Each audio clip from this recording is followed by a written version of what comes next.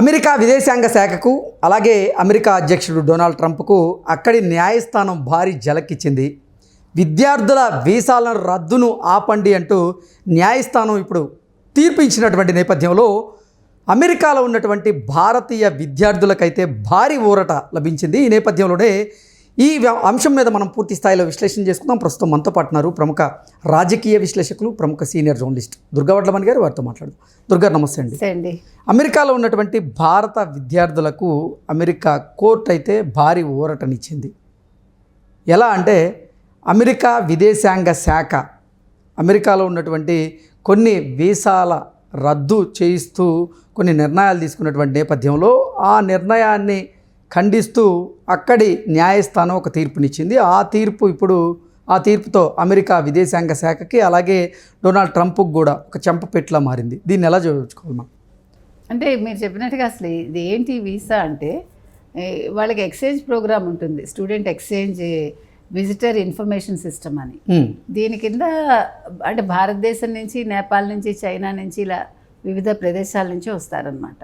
అందులో 300 మంది మొత్తం. 300 మందిలో 133 మంది మన భారతీయులే ఉన్నారు ఇందులో చెప్పాలంటే. సో వీళ్ళందరినీ కూడా చిన్న చిన్న కారణాలతో, వీళ్ళ డ్రైవింగ్ స్పీడ్ డ్రైవింగ్ గాను, లేకపోతే మొన్న ఒక వ్యక్తికి గృహహింస అని అతని మీద కేసు నమోదైందని, ఒకళ్ళిద్దరు మాత్రం రాజకీయ ఏమంటారు ర్యాలీలు అలాంటి వాటిలో పాల్గొన్నారు, ప్రొటెస్టుల్లో పాల్గొన్నా, రాజకీయ ర్యాలీల్లో పాల్గొన్నా, స్పీడ్గా డ్రైవ్ చేసిన, ర్యాష్ డ్రైవింగ్ చేసిన, ఏదైనా కేసుల్లో ఇన్వాల్వ్ అయి ఉన్నా, వీటన్నిటిలో వాళ్ళందరి కూడా వీసాలు రద్దు చేయాలి అన్నట్లుగా ఇప్పుడు ట్రంప్ ప్రభుత్వం నిర్ణయం తీసుకుంది. ఆ నిర్ణయాన్ని వ్యతిరేకిస్తూ ఈ విద్యార్థులందరూ కూడా అక్కడ న్యాయస్థానాన్ని ఆశ్రయించారు. న్యాయస్థానం వీళ్ళకి ఫర్గానే వాళ్ళ తీర్పు ఉందన్నమాట. వాళ్ళ వీసాలు రద్దు చేయడానికి వీల్లేదు, మళ్ళీ ఆపండి, వాళ్ళు ఎక్కడున్నా తీసుకొచ్చి మళ్ళీ రివోక్ చేయండి అన్నట్టుగా.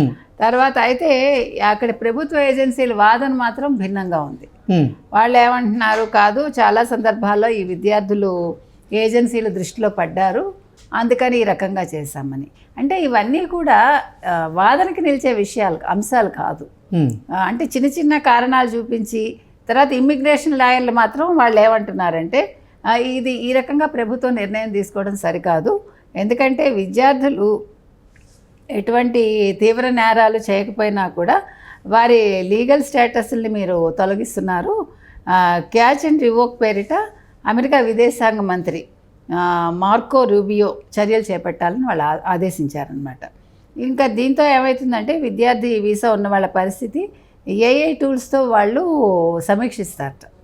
చివరికి వారి సోషల్ మీడియాను కూడా వాళ్ళు పరిశీలిస్తారు. అంటే మీరు ఎవరెవరికి పోస్టులు పెడుతున్నారు, ఏం మాట్లాడుతున్నారు, ఏ విధమైన చాటింగ్ చేస్తున్నారు, ఇలా ప్రతి ఒక్క అంశం మీద ఏఐ ద్వారా వాళ్ళు దృష్టి పెడుతున్నారు. ఈ ప్రోగ్రాం కింద ఏం చేస్తారంటే దాదాపు 300 మంది విద్యార్థుల వీసాలు వీళ్ళు రద్దు చేస్తారు ఈ రకంగా.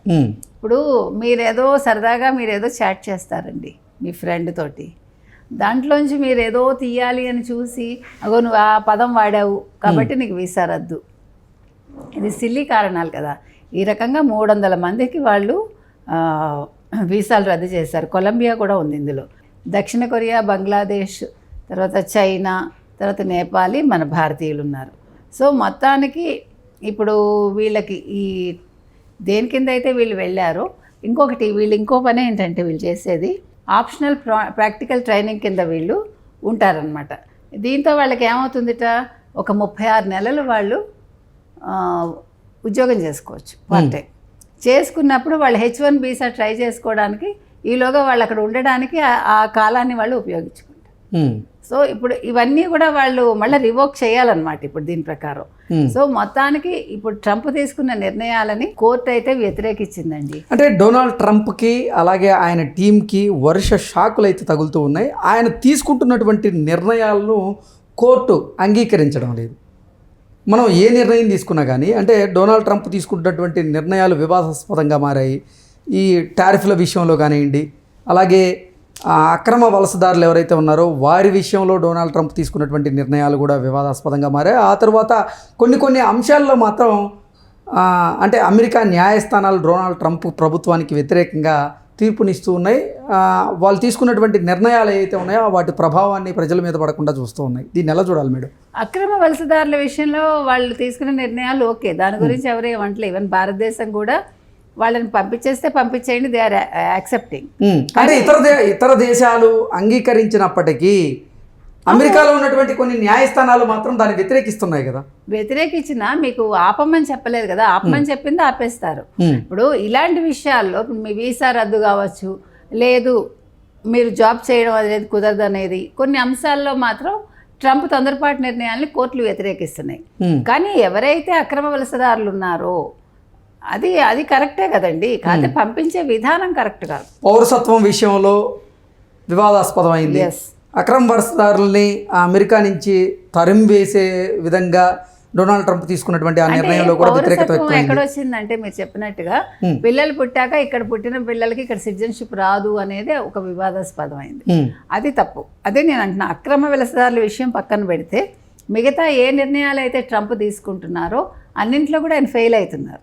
అంటే తొందరపాటు నిర్ణయాలు పనికిరాదు. ట్రంప్ ఆవేశంలో అంటే అమెరికా ఫస్ట్ అనే ఒక నినాదంతో అమెరికా ఆర్థిక పరిస్థితి మెరుగుపరచాలి, అమెరికన్స్ జీవన శైలి మెరుగుపరచాలి అనుకుంటూ ఆయన లాయర్స్ని సంప్రదించకుండా ఆయన ఏ నిర్ణయాలు అయితే తీసుకుంటున్నారో అక్కడ ఆయన కోర్టుల చేత చీవాట్లు తింటున్నారు.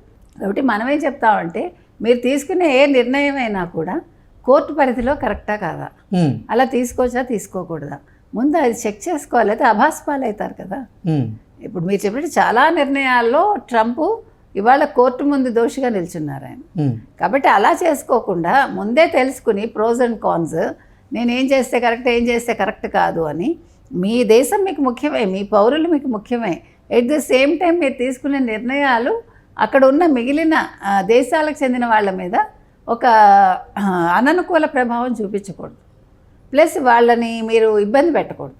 అది ఏ దేశమైనా చేయకూడదు కదా. అన్లెస్ నిజంగా వాళ్ళు ఏదైనా నేరం చేసి ప్రూవ్ అయితే ఎస్ మీరు పంపించేసేయండి, అది వేరు. కానీ నేను కొత్తగా ఈ నిబంధనలు పెడుతున్నాను, మీరు ఉండడానికి వీల్లేదు అంటే సడన్గా ఎక్కడికి వెళ్ళిపోతారు వాళ్ళు. Let them complete there course చేశాక మీరు ఓకే ఉంచకండి, పంపించండి.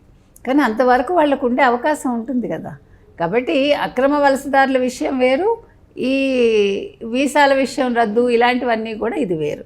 కాబట్టి ఇవాళ ఏదైతే కోర్టు చెప్పిందో అది ఖచ్చితంగా ట్రంప్ అమలు చేసి తీరాలి.